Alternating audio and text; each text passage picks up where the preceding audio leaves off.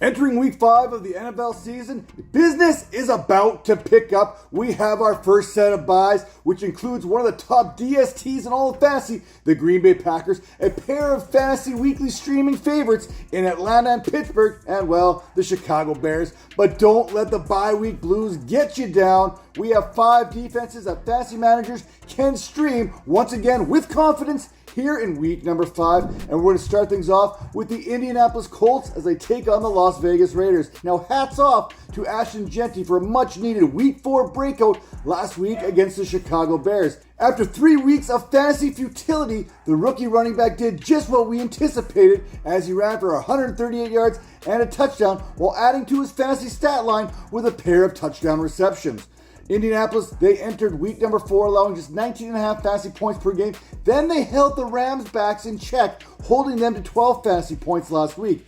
Even if Jeanty continues to build upon the momentum he set in course last week, Geno Smith has thrown 7 interceptions and been sacked 12 times through the first 4 weeks of the season, including a pair of games in which he has thrown 3 interceptions in each. For the Colts, Geno Smith is a favorable matchup. Despite being held off the scoreboard in both sacks and interceptions last week against Matthew Stafford, the Colts, they still rank 11th in sacks with 10 and 5th in interceptions with 4 and 7th when it came to total turnovers with 6. Now another defense that I'm starting this week, how about the Seattle Seahawks as they take on the Tampa Bay Buccaneers? The Seattle Seahawks, they are creeping into must-start stats when talking about fantasy defenses. Plain and simple. Heading into week 5, Seattle is averaging 12.3 fantasy points per game, and after an 11-point effort against the Cardinals on Thursday Night Football, they head down to Tampa Bay with back-to-back double-digit fantasy performances. Last week, Philadelphia, they limited Baker Mayfield to 22 of 40 passing for 289 yards. Sure, Mayfield threw for a pair of touchdowns, but he was also sacked twice and threw an interception. He's also dealing with a minor bicep injury, but the biggest concern is the absence of Mike Evans, who once again is expected to be inactive for this one. Without Evans, Reek Woolen, and Devin Witherspoon, they're going to be able to put their attention directly on Emeka Egbuka and Chris Godwin. The Seattle duo is a more formidable complication than Mayfield faced when taking on this Eagles secondary a week ago. The 7 interceptions that Seattle has forced this season are the second most in the NFL, while the 12 sacks they've registered ranks 5th. Leonard Williams, Byron Murphy, they lead the way with this Seattle Seahawks team with 2.5 apiece. Seattle, they got to Kyler Murray on 6 separate occasions last week alone, and that pressure forced Murray into throwing for a pair of interceptions. Another defense that I love this week, how about the Arizona Cardinals as they take on the Tennessee Titans? With streaming DSTs, it's all about the matchups, and there is no better matchup right now than the one that presents itself when facing the Tennessee Titans. Last week, the Houston Texans accumulated 14 fantasy points, shutting out the Titans and limiting Cam Ward to 10 of 26 passing for 108 yards. Alec Ayomanor, he was the Titans' top receiving option with a pair of receptions and 44 yards. 44 yards, that was 40.7% of Ward's total passing yardage. Now Cam Ward, he's going to be a fine quarterback in the NFL, but school is in session and the rookie still has plenty to learn. Ward has been sacked 4 or more times in 3 of 4 contests this season and 17 times total. Arizona, they may only have 8 sacks entering this week, but they are just a week away from putting themselves in the top 10 consideration when facing this Tennessee Titans offensive line.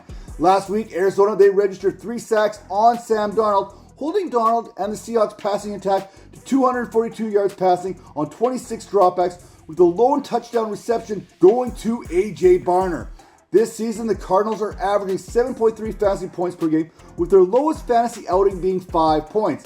There's a strong possibility that their fantasy floor is more than double that this week. And another defense I'm firing up is the Detroit Lions as they head to Cincinnati to take on the Bengals. Now, after a scoreless week 1, the Lions have now produced 8 or more fantasy points in each of their last 3 contests, including 19 fantasy points last week against the Cleveland Browns. While Quinshawn Judkins, he managed to churn out 82 yards on the ground, Joe Flacco and the Browns' passing game was basically, well, it was grounded. Flacco completed just 47% of his passes for 184 yards and a pair of interceptions. Detroit also managed to get after Flacco, sacking the veteran quarterback 3 times, pushing their sack total to a league-high 14.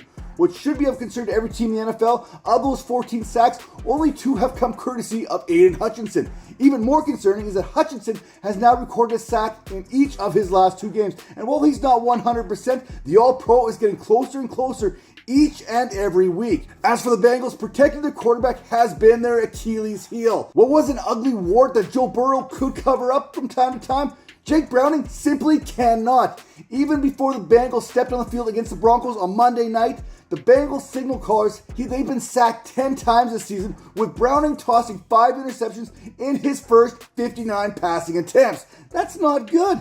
And the final start of the week, if you are feeling dangerous this week, let's get dangerous, my friends.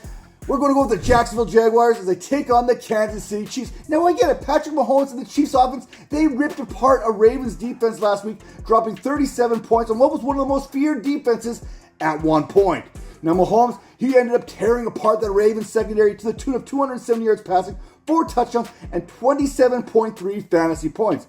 Betting against the Chiefs is basically playing fantasy roulette for streaming defenses. However, Kansas City's previous 2 contests resulted in 20 and 22 points against, and that was against the Eagles and the Giants. And while the Jaguars don't seem to be a real threat in containing Mahomes, let's take a look at what they've done. Let's take a look at their body of work through the first 4 weeks this season. The Jaguars, along with the Seahawks and the Vikings, they're the only teams to be averaging 10 or more fantasy points this season. And the Jaguars, they're averaging an 11.5 and have produced 3 double-digit performances thus far, including a 15-point week last week against the San Francisco 49ers. Brock Purdy, he returned to the 49ers offense, and while he threw for 309 yards, he was also sacked and turned the ball over 3 times. The boys from Duval County have a league best 9 interceptions this season, while their 4 fumble recoveries are the second most, leading to 13 total turnovers. That's 3 more than the closest team. So put some respect on the Jaguars' name. And if you haven't already done so, hit the like button, hit that follow button, and make sure to head to RotoBaller.com for all the latest fantasy news and analysis. And we'll see you next time.